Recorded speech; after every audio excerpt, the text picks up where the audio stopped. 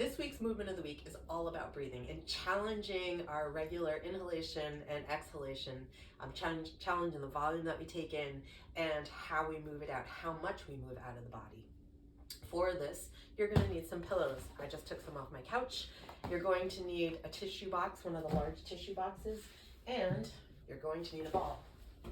If you have it. If you don't have a ball, you can use anything that's about this width, so 8 inches. First part of this experience is lying on your left side.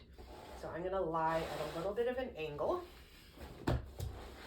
and I want my head fully supported. So I like to stick the pillow between my head and my shoulder. I am bending my knees, bending my hips. Notice that my knees are slightly below my hips, but I do have a 90-degree angle at my knees. I am going to I'm going to move my top knee a little bit ahead of my bottom knee. You're going to notice how that just brings your pelvis over. My top ribs are right over my lower ribs. So right ribs over left ribs. Sorry, can't talk. And you're going to put a pillow between those knees, with that knee still a little bit ahead of the bottom knee. You're going to put your ball or your object that's about that size between your hands. All it is for support. Make sure your head is fully supported and that all of these neck muscles can release. So you may need more pillows to prop it up. And whatever's between your hands, you're going to slide that away from you. So you're pulling the shoulder blades away from the spine. You're going to inhale through the nose and exhale through the mouth.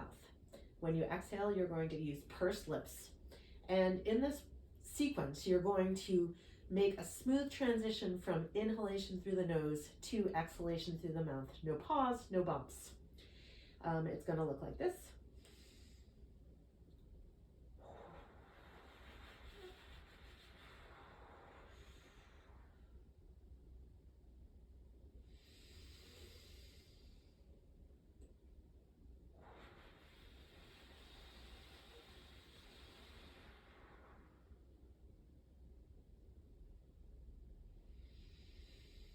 Remember to exhale through the mouth and inhale through the nose.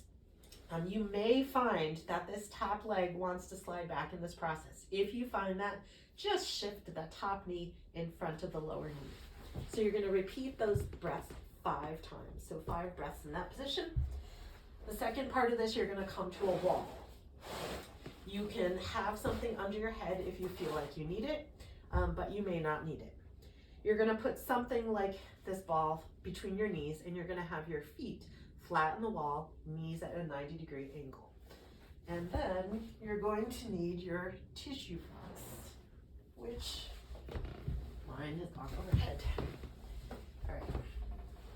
So, ball between knees, feet flat on the floor, 90 degrees at the knee, 90 degrees at the hip. We want to get our tailbone off the floor, not just by lifting it, but we're going to use a specific way. We're going to press the feet into the floor and then attempt to drag them down, but they're not going to move.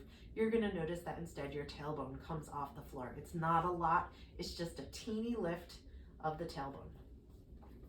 You're going to put your tissue box or some object about that wide between your elbows, and your hands will be like this.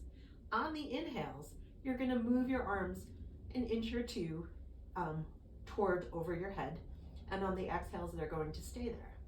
We're going to maintain that tailbone off the ground. So it looks like this.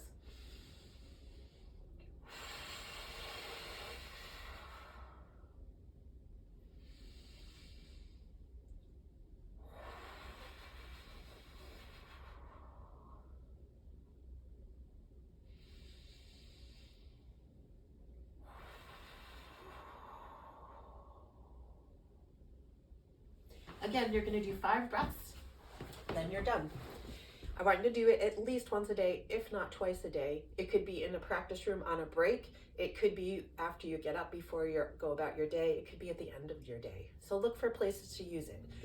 What you're going to notice is any changes in your body. For instance, maybe your head turns to the left and right a little bit easier. Maybe your breath is becoming slower in general, and maybe your inhalation, exhalation movements will start to become easier when you're playing and when you're not playing. So be curious and see what comes out in you, and I'll look forward to reading about it.